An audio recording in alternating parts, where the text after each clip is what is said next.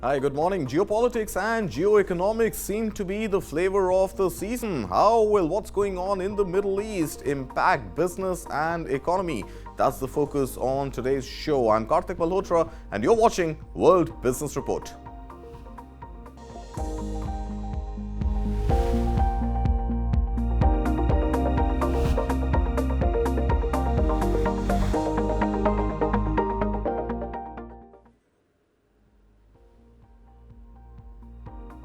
Hi, good morning. You're watching World Business Report. We'll come to the latest round of strikes by the US against Houthi rebels in just a minute. But amid the ongoing attacks in the Red Sea, weather-related disruption now at ports in northern Europe and the diversion of vessels away from the Red Sea have been causing congestion at container terminals. Take a look at this story.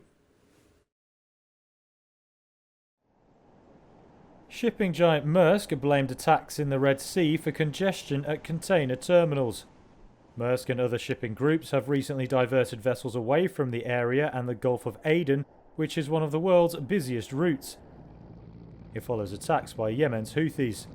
The Danish firm has been forced to send containers on a long journey around Africa rather than through the Suez Canal shortcut. Maersk CEO Vincent Clerc said this week the disruption to global shipping caused by the attacks will probably last at least a few months. That isn't the only problem facing the firm.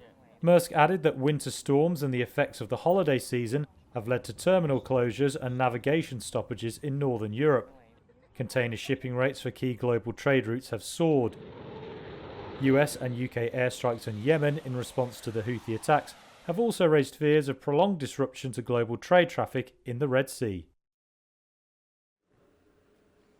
All right, and those strikes is, of course, the top story, which we will bring to you shortly. But as tensions between Iran and Pakistan continue, US President Joe Biden said that the clashes that took place this week show that Iran is not well liked in the region. Remember, Pakistan had launched strikes on militants inside Iran on Thursday in a retaliatory attack 2 days after Tehran said it struck the bases of another group within Pakistan territory. Listen in. Iran is not particularly well liked in the region. Yeah, and where that goes, we're working on now. I don't know where that goes. I thought the meeting went well yesterday. I don't think we have any sticking points though. Are the airstrikes in Yemen working? Well, when you say working, are they stopping the Houthis? No. Are they going to continue? Yes. I think the vast majority of members of Congress support aid to Ukraine. The question is whether or not a small minority are going to hold it up, which could be a disaster. And of course, tensions are rising amidst the ongoing hostility between Iran and Pakistan. China's foreign ministry also said it is willing to play a constructive role in easing tensions between the two nations. Addressing the media, Chinese foreign ministry spokesperson Mao Ning said that China sincerely hopes that both sides maintain calm and restraint and avoid escalating tensions.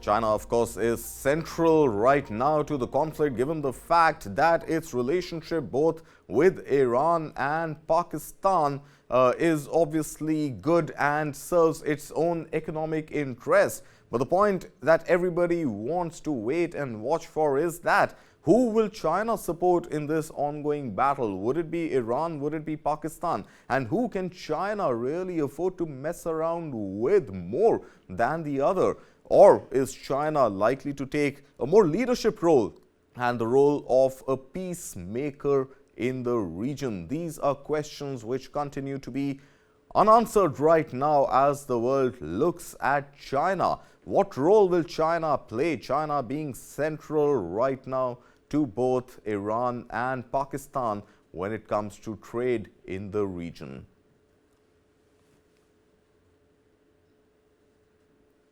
And well, coming of course to the biggest story, the US military conducted a fifth strike against Iranian-backed Houthi rebel military sites in Yemen and against Houthi anti-ship missiles on Thursday. According to reports, the strike targeted 14 Iranian-made Houthi missiles that were loaded to be fired in Houthi-controlled areas in Yemen. These strikes, aimed at missiles deemed an imminent threat to maritime traffic and U.S. naval presence, underscore a mounting concern over regional security and global trade flow disruptions. This, of course, is the biggest story that we continue to track, not just on World Business Report, but all day on News 9 Live. Escalating tensions there, with Pakistan and Iran also involved, and a fifth strike by the U.S. against Houthi conflict.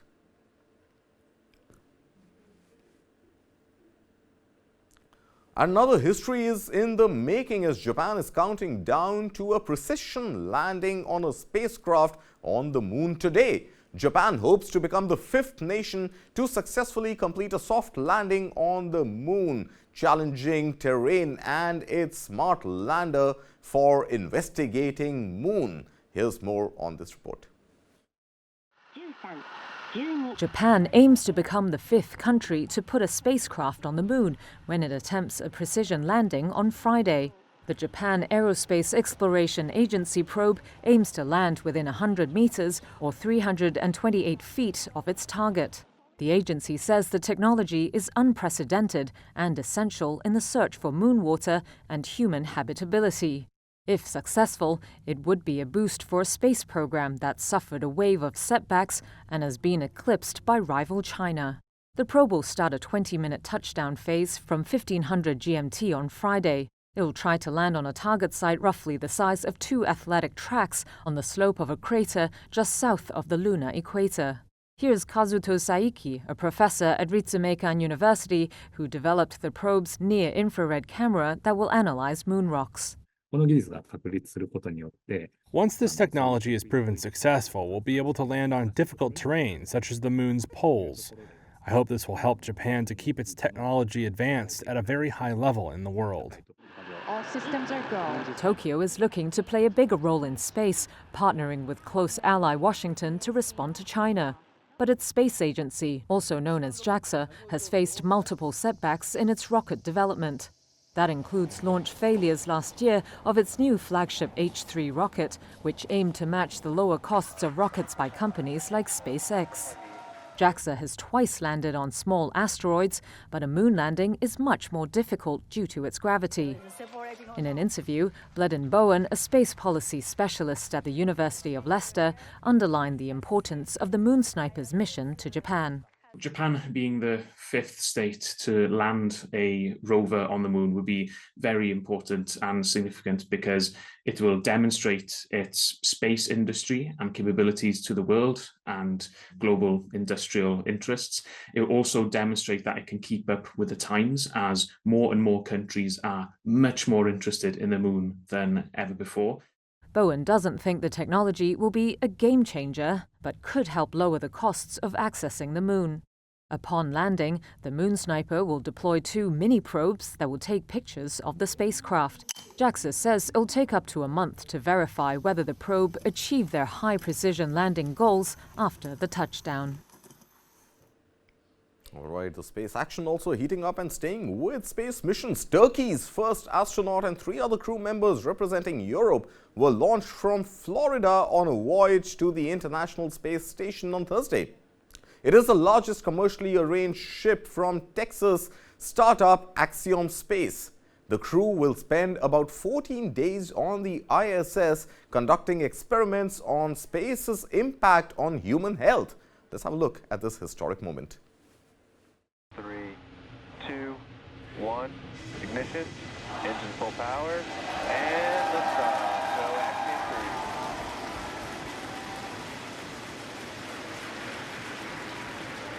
3. Attention back to the crew. As you see there, our next event is second engine cutoff. Now at this point we will begin to throttle Falcon 9's engines back. The crew is calling out as they are making their ascent.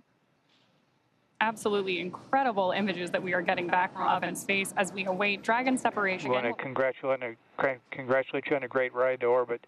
I think you're demonstrating the ultimate in reuse. Which, as Kate mentioned earlier, there we go.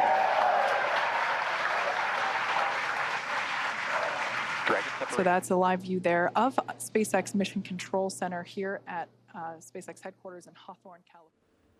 Well, fascinating to see that data coming in 2,200 kilometers above the Earth's atmosphere and a speed of 27,000 kilometers an hour. Well, shifting focus to the World Economic Forum meeting in Davos, where India's Petroleum and Natural Gas Minister Hardeep Singh Puri and Communications and IT Minister Ashwini Vaishnav lauded the country for its economic progress as India projects its economy to grow 7.3% this fiscal year ending March. Take a look. Problematize India. So I'm going to depend on you, James, to do that. India has seized the moment. Why do I say that? I say that because you're not just transitioning from the 10th largest economy to the 5th largest economy. You're growing at 7.2% last 3 quarters, the coming quarter and the next year. All the forecasters and all those who make it their professional duty to assess evolving situations are pointing a good picture. Samir, submission I make to you is whether it's biofuels. These 4 pillars, investment in infrastructure, both physical as well as digital, inclusive growth, focus on manufacturing, and immense amount of simplification. That is what has given us this growth, and with 95% confidence interval, we can all make an assessment that whole of the next decade will be growing, India will be growing at 6 to 8%, mostly on the upper side of this band, with a moderate inflation of 4 to 6% in a very consistent way. They say diamonds are a girl's best friend, but they're better friends when they're lab-made. All right, India estimated to continue growing between 6 to 8% on the upper side, in excess of 7% for the next decade. That's the word coming in from the India contingent and the Indian ministers at the World Economic Forum. Well, US stocks ended sharply on Thursday as AI optimism drove Nvidia and AMD to record highs, with shares of other chip makers also gaining. Take a look. U.S. stocks closed up on Thursday, with the S&P 500 approaching record highs as AI optimism drove gains in Nvidia and other chip makers. The Dow climbed more than 0.5%, the S&P 500 added about 0.9%, and the Nasdaq jumped over 1.3%. Heavyweight chip maker Nvidia rose nearly 2% to a record high and was the most traded company on Wall Street, with over $28 billion worth of shares exchanged. Rival Advanced Micro Devices rose more than 1.5% and also notched a record high. Both stocks gained after Taiwan Semiconductor Manufacturing, the world's largest contract semiconductor maker, projected more than 20% revenue growth this year on booming demand for AI chips. Its U.S.-listed shares soared nearly 10%. This is a company that makes the chips for Nvidia, so it's a fantastic read-through. Eric Lynch is managing director at Scharf Investments. The 20% revenue guide for 24 was amazing, but I would just say, it needs to be in the context of revenues were down 5% for 23. So the base effect over 2 years is really only a single-digit kind of revenue growth, but management definitely articulated that this was being driven by the leading edge chips made for AI, the Nvidias of the world. Chip makers Broadcom, Qualcomm, and Marvell Technology also rose, gaining more than 3% each. Apple jumped more than 3% after BofA Global Research upgraded the iPhone maker's stock to buy from neutral. Switching to healthcare, shares of Humana dropped 8% after the health insurer forecast fourth quarter medical costs to be higher than previously expected. Peer United Health fell more than 1.5%. Well, time for a very short break here, right here on World Business Report. But on the other side, another large aircraft order from an Indian carrier. We'll be back in just a bit.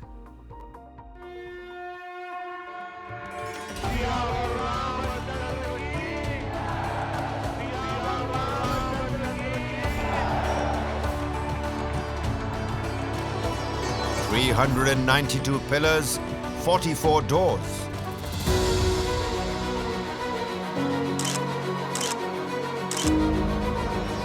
Prime Minister prays ahead of the big moment.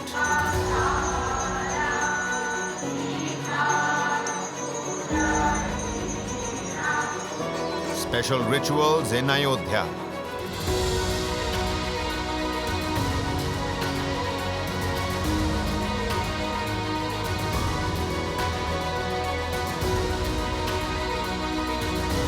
All eyes on Ram Lala. पूरी दुनिया उत्सुकता के साथ 22 जनवरी के ऐतिहासिक क्षण का इंतजार कर रही है. Pran Pratishtha. Rolling coverage. Only on News 9 Live. Welcome back to World Business Report. India's latest entrant in the aviation sector, Aasa Air, officially announced the conclusion of a procurement deal for 150 fuel-efficient Boeing 737 MAX aircraft. This substantial order includes a combination of 737 MAX 10 and 737 MAX 8 200 jets, underscoring the airline's strategic commitment to foster strong growth in both domestic as well as international markets. The Boeing aircraft orders are equipped to fly to nearby foreign destinations, including Southeast Asia and the Middle East from India.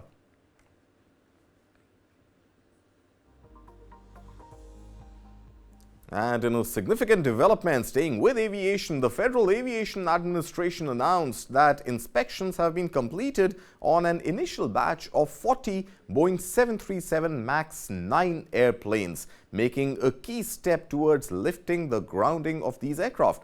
The decision follows the January 5th incident in which a cabin panel broke off in a mid-flight air of Aasa Airlines jet. Take a look. US watchdogs have completed checks on an initial group of Boeing 737 MAX jets, setting the stage for a decision on whether they can return to service. The Federal Aviation Administration said Wednesday that inspections had been done on 40 planes. Last week it had said that was the number needed before it could decide whether to lift an order grounding the aircraft.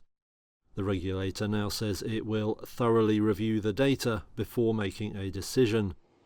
Some 171 MAX jets have been taken out of service after a big panel tore off one operated by Alaska Airlines. No one was seriously injured in the incident, but it revived concerns over a model with a troubled history. MAX planes were previously grounded over 2 fatal crashes that were traced to a design flaw. The reason for the panel blowout remains unknown. Investigators at the National Transportation Safety Board are probing records related to the part. It was made at a factory in Malaysia operated by Boeing supplier Spirit Aerosystems. The MAX jets are then finally assembled at the plane maker's facility in Renton, Washington. Boeing has since taken steps intended to reassure travellers and its customers. That includes allowing airlines to make their own checks on production facilities. The moves have so far failed to reassure investors, with Boeing stock down by around 1/5 so far this year. All right, well, moving now to Taiwan. Taiwanese chip maker TSMC, the largest semiconductor manufacturer of the world, managed to surpass market expectations despite a 19% decline in net profit for the fourth quarter. The dip has been attributed to the impact of global economic challenges affecting the demand for chips across various applications like cars, cell phones, and servers. Take a look. Profits at TSMC took a big hit over the latest quarter. They dropped 19% to $7.6 billion, though that still beat analyst forecasts. The downturn came as global economic woes hit demand for chips used in everything from cars to cell phones. But the world's largest contract chip maker is feeling bullish about the year ahead. It is expecting upwards of 20% revenue growth. Much of that is tied to the artificial intelligence boom, driven by products like ChatGPT. TSMC should stand to benefit, being a big supplier to firms including Nvidia, the US chipmaker seen as the champion of AI silicon. Over the coming year, the Taiwan-based firm plans to press ahead with capital spending plans, including starting work on a major new plant in Germany. However, it must also navigate US-China tensions. As the biggest maker of advanced semiconductors, it could be exposed to restrictions imposed by one or both sides. TSMC is Asia's most valuable listed company. On Thursday, its shares climbed over 1% ahead of the earnings report. That gave it a market value of over $478 billion. All right, since we're talking semiconductors, let's just stick to what's happening in the world of AI. From OpenAI's mission to prevent bot interference in elections to exploring the pervasive influence of technology on your gadgets and your everyday gadgets, that is. Here's a roundup of this week's AI revolution. Take a look. From why OpenAI wants you to stop worrying about election meddling to the latest AI-powered gadgets unveiled at the CES Electronics Trade Fair. This is Generation AI. OpenAI is trying to diminish fears over election meddling with its technology. That's with more than a third of the globe set to head to the polls this year. Among other moves, the Artificial Intelligence Lab said in a blog post it's looking at ways to make it more obvious when images have been created by AI. China's military and state bodies are still getting a hold of small batches of Nvidia chips despite US restrictions. That's according to a Reuters documents review. It was unclear how suppliers got the advanced chips that could fuel breakthroughs in AI. AI products aim to grab the spotlight at the CES Gadget Show in Las Vegas. Among them were roller shoes that learn a person's stride and then speed it up. I thought it was going to be like roller skating, which I do, but I just thought it would be like a little bit more off balance, and it's not at all. It's like walking.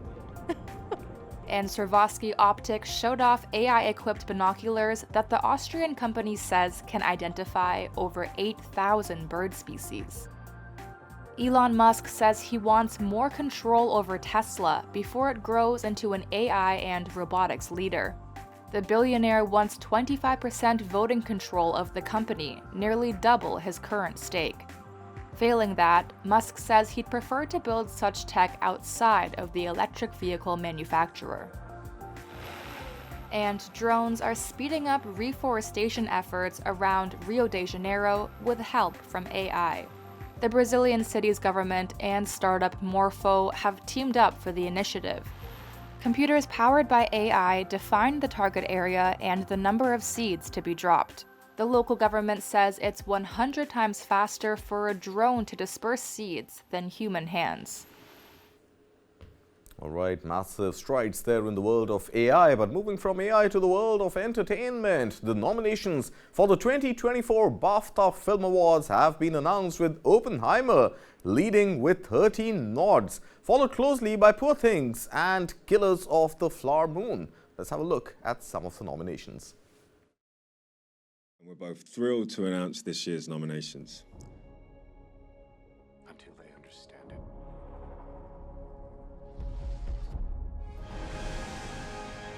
I am Bella Baxter, and there is a world to enjoy, circumnavigate.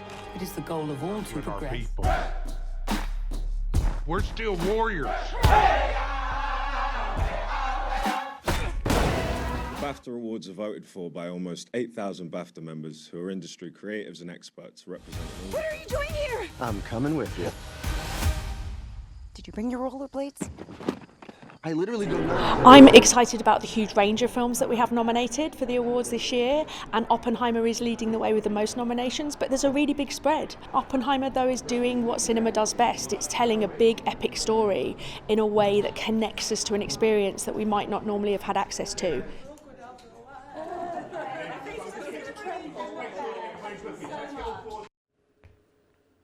All right, well, after some stellar performances in Aquaman and Game of Thrones, actor Jason Momoa embarks on a nationwide journey to meet the creatives he deeply admires, exploring their workplaces and immersing himself in their worlds in his new docuseries On the Roam. Take a look. For places and moments, and every day has its little beauty. Wow. And you just gotta have the right set of eyes. One of the greatest things about being on the road is you get to meet those craftsmen, artists that are your inspirations. That's awesome.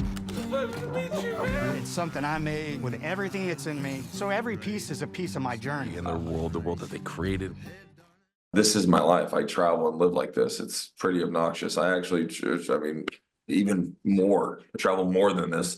And but it's about the people, and I feel that the people that I do meet, there is moments where, like I said, it peels back, and what I'm first interested in, you peel back and you're finding out how they got to that, and what sacrifices they made to get there, and then who inspired them, and then what. So that's the beauty of it, is like you're getting the most intimate moments from some of these characters. There's a certain satisfaction you get out of using your hands. It's like we're making Thor's hammer. I had an idea about making a base. I found a way to make it happen. My man! I love these artists. You get the intimate look of like going into someone's world, all these different beautiful worlds. They're opening their doors, everyday life people or businesses. Learning about them, and the more that we learn about them, the more that the show like takes on heart, because you're like pulling back layer and layer and layer of how they got there or what has inspired them, and then you find yourself at the root of something that's like it's what connects all of us, because there's something that you have that is going to totally inspire me. You're literally watching everything that I love.